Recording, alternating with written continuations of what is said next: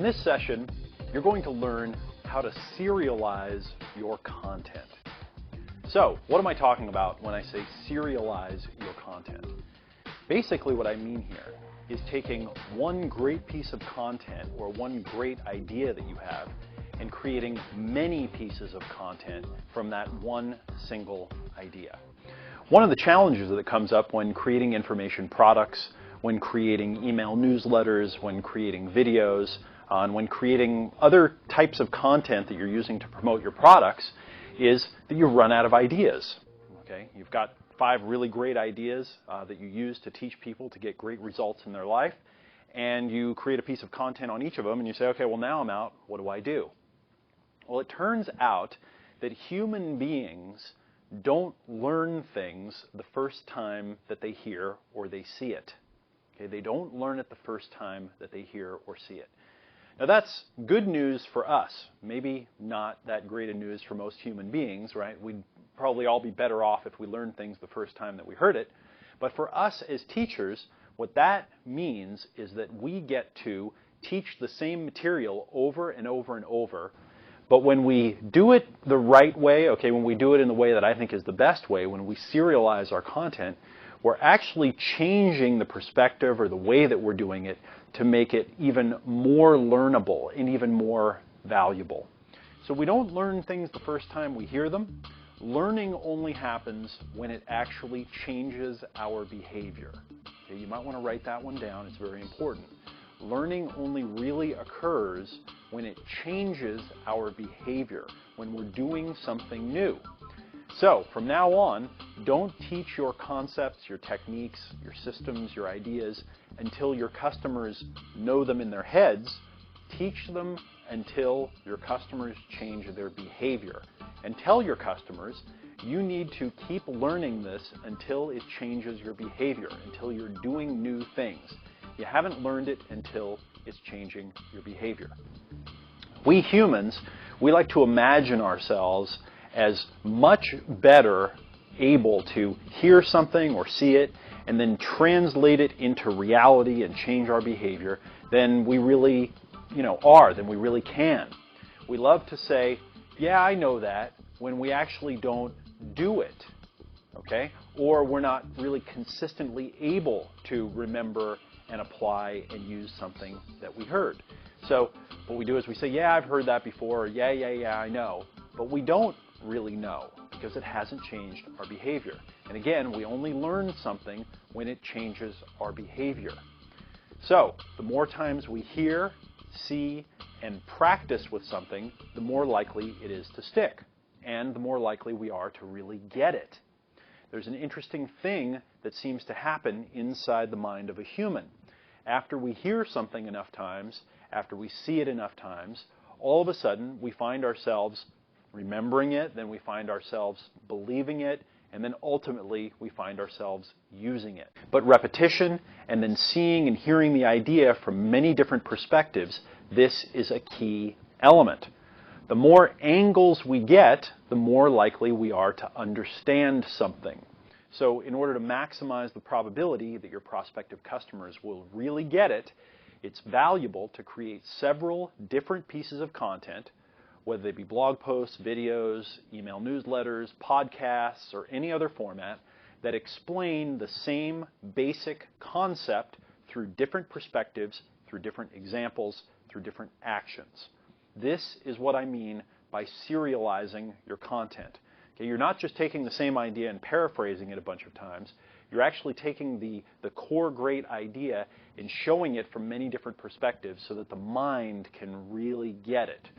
So, for example, let's say that I'm teaching fat loss, weight loss, and I want to teach the central strategy of increasing eating raw green vegetables and decreasing eating processed flour, rice, and sugar. So that's the core idea that I'm going to put into my content. Increase the healthy green vegetables, decrease the processed flour, the rice, and the sugar so that I lose fat. Now, quick little warning. I'm not a doctor, and this isn't health advice. Okay, this is just for the example of how to serialize content. Although I do think that what I'm about to tell you is good ideas. Okay, so I could say, Stop eating processed flour, rice, and sugar because these lead to gaining weight, and start eating more green vegetables because these fill you up with nutrition and help you lose weight. So that's the basic idea. But it's not very interesting, right? It's not very engaging. It's not very sexy. It's not something that grabs you by the throat and pulls you in and just, makes you pay attention. So how could I take this basic idea, this one core idea of more green vegetables, less processed flour, rice, and sugar, and how can I make it interesting, but more importantly, how can I serialize it? Well, let's take a few different perspectives, different ways that I could present this idea to you. So way number one might be that I give you a caloric comparison between servings of vegetables versus white rice in relationship to a recommended daily caloric intake. Plus, I also show you how many calories are in a pound of fat. I don't know if you've ever seen that before, but they show you a pound of fat and they show you how many calories are in it. And then show a direct connection between eating processed grains and sugar and rice and gaining fat, and a direct connection between eating raw green vegetables and losing fat. And then I actually draw here, if you eat more white rice, you're going to get more of this fat. And here's how much white rice turns into how much of this fat. And then here's if you eat more of these green vegetables, it's going to fill you up and you're going to lose a bunch of this fat, because here's how many calories you're going to save. Okay, so that's a new angle on it. And it's very interesting because I'm showing you how many calories equal how much fat, and how if you decrease the calories, you're going to lose the fat. That's very interesting and engaging. A second way that I might approach showing this and serialize this idea into another piece of content is I might take a different tact. I might show you a breakfast shake recipe that includes green vegetables in the shake that tastes great and is quick, and I might explain how to prepare the shake so it only takes 5 minutes in the morning, saves you time, and also show you the angle on how eating healthy for your first meal starts you out with excellent energy, and it creates a great start to your day that you don't want to screw up by eating a bunch of junk food. Okay, so in the first example, you could see that I introduced showing you some fat and how many calories go into fat and how many calories you need to stop eating to lose fat.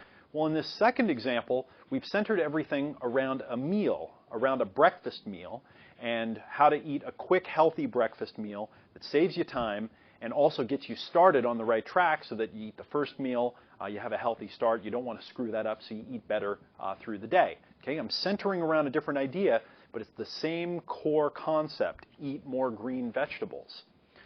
For a third example, I might show how eating processed white flour and rice and sugar spikes your blood sugar after eating it and then sucks your energy for a few hours. So I might teach you a technique where I show you how to set a timer to notice how you feel 30 minutes after you eat a processed meal with processed flour or sugar or rice, and to gauge your energy level, gauge your mood, and gauge your mental ability. Right? Because if you just check how you feel 30 minutes after you eat a meal, you'll realize, wow, there's a big connection between how you feel. Most people don't do that. Okay? So now I've given a totally new way to look at this. It's all about energy level and connecting it with eating the wrong food.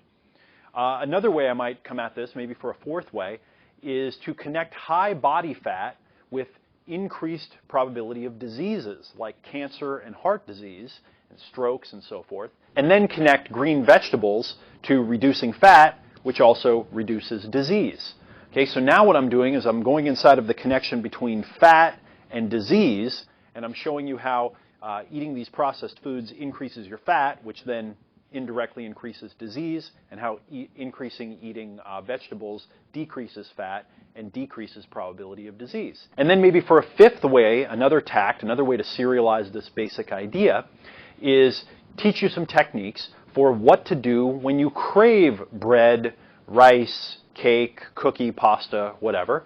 And I might give you a list of substitutes to eat instead, or even better, create a simple meal plan for you that includes lots of green vegetables with the substitutes so that you always have a meal on hand, something quick that you can put together that actually melts fat and you can eat when you get a craving. So there's a substitute. Okay, so now I've got a completely different angle on this. Now, of course, we could go on, and we could create many other examples of how to present this, many other angles. But notice what I'm doing. I'm taking a simple, basic idea, the concepts of stopping the processed flour, rice, and sugar, and increasing the green vegetables to lose fat, and then I'm serializing this concept by looking at it and talking about it from 5 different focal points. I'm literally saying the same thing over and over, but connecting it to specific strategies with specific action steps and specific emotional motivators that are very interesting. So if, for example, these were 5 email newsletters or 5 videos in a series or 5 chapters of a product, they would all work together really well. This is how to teach one thing powerfully so that it's interesting and so that people eventually get it. And it doesn't feel like you're teaching the same thing over and over and over, right? I could teach you those 5 different ideas. And of course, I gave you a very summarized example. I could create easily a 15 to 30 minute training on each of those. I could probably easily turn each of them into an hour by adding other background information. I could create a whole product based on just those 5 ideas that would feel very satisfying, and it wouldn't feel like I was being repetitive, okay, because we're taking these different angles. Also, notice how this nicely fits into the models of the learning styles that we've learned before, the why, what, how, what, if, and also the models of specific, concrete, emotional, and connected to result that we just recently learned about, because this is specific, right? Each of the examples is tangible. They're real things that you can do to lose fat, avoid low energy, avoid being fat, avoid eating bad things when you have cravings, avoid getting diseases. It's all real world stuff that anyone can relate to, nothing abstract, nothing generalized. So the key here when serializing is to choose a different focal point to organize your content around. Okay, a different focal point. In the examples that I just gave you, first I used a calorie comparison model showing calories per pound of fat. We talked, maybe I could show calories in processed flour, rice, and sugar, and calories was the focal point. Then we talked about creating a quick breakfast shake, and the meal itself was the focal point, right? Talking about the breakfast recipe and starting out your day and getting yourself on track. Then we talked about a blood sugar and energy focal point, and we connected blood sugar to energy and increased flour and sugar and rice, spiking your blood sugar and making you have decreased energy. Then we used an increased disease focal point and connected fat to disease and green vegetables to lowering fat and lowering disease. And then I used a craving and substitute focal point, showing how to substitute foods and always have meals on hand for when you get cravings so that you don't screw your diet up, right? So as you can see, I've chosen different focal points, different areas that are really interesting to the customer to then organize my core idea. So it's no longer boring. It's no longer something where someone says, yeah, I've already heard that before. And again, it's specific, and it's concrete, and it's tangible, and it's emotional, and there's something that you can do right now. Okay, so let's do an exercise. Below this video, you'll see a downloadable PDF exercise that you can go ahead and download and print that out. Pause the video right now, and once you've got it printed out, come back and we will do it. Okay, great, so let's do this exercise. How to serialize your content to create many valuable pieces of content from the same core idea. When creating your content, whether it be newsletters, videos, or products, it's important to remember that people don't learn something the first time they hear it. In fact, they must not only hear it and see it several times, but they must also hear it and see it many different ways before they really get it and put a technique or method into action. Instead of creating all new ideas continually, it's much better to take your best concepts and then serialize them. In other words, develop many perspectives, angles, and ways of explaining and teaching the same core concepts. Use this exercise to identify one of your best strategies or techniques, then to serialize it into several pieces of content. Next, create a piece of content based on each of your serialized ideas. So first, your best strategy. So your best strategy for success, avoiding pain and frustration, or achieving the specific outcome that your prospect wants to achieve. So this would be similar to the example strategy of stopping processed flour, rice, sugar, eating more greens to lose fat. Whatever your money strategy or technique is, write that down here. Next, write down 5 focal points to present from. Now list at least 5 different focal points or ways of presenting and connecting your strategy or technique with the result that your prospect wants or pain that they want to avoid. So this would be the different angles in the example, such as the calories focal point, the meal focal point, the increased disease focal point, etc. And then, as soon as you're finished the exercise, go create 5 pieces of content, whether they be newsletters, videos, chapters in your product, whatever it is, and base each one of them on one of your different 5 focal points. In other words, serialize your best idea. A little hint that I'll give you here.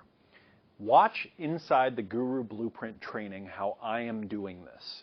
There are a few key ideas that I'm trying to teach you that I actually teach you. I probably teach them 50 or 100 different ways if we count them all up throughout the whole program. Simple ideas like, you must look through the eyes of your customer. You need to talk to them and find out what their fears and frustrations and their wants and their aspirations are. Listen to the words that they're saying, the specific words that have high emotion value.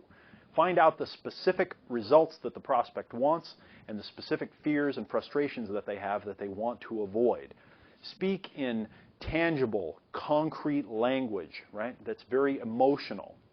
Again, there are only a few key ideas, and I'm teaching you 50 or 100 different ways to approach this so that you really get it and you really drive it home. Because underneath it all, there are really only a few things that I do, a few kind of foundational things that I do when I create products and I market that allow me to create very high quality content, high quality products, high quality marketing that people really like and that they buy a lot of. So I'm constantly serializing my own ideas in this training, so watch for it.